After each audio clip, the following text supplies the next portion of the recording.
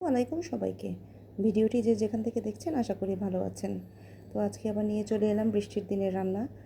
তো ভিডিও তো এভরিডেই করছি। তো যাই রান্না করি সেটাই ভিডিও করি।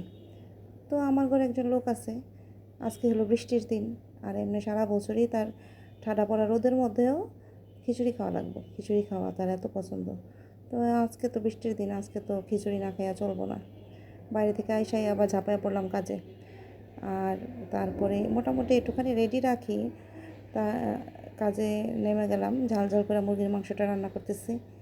এমনিতে একটু সাহায্য করছে, না হলে তো তাড়াতাড়ি খাওয়া যাবে না। চাল ডাল ধুয়ে একটুখানি রেডি করে দিচ্ছে। আবার আবদার করছিল একটু শুটকির ভর্তা বানাও। তো তার আবদার আর আজকে রক্ষা করতে পারি নাই, দিন এমনিতেই ছোটো হয়ে গেছে। তো এই তো আমার ঝাল ঝাল মুরগির মাংসটা, আর পাশের চুলায় বসাই দিচ্ছি খিচুড়ি। আজকে ভুনা খিচুড়িই করছি, তার পছন্দ ল্যাটা খিচুড়ি, কিন্তু পোলাপানের পছন্দ ভুনা খিচুড়ি।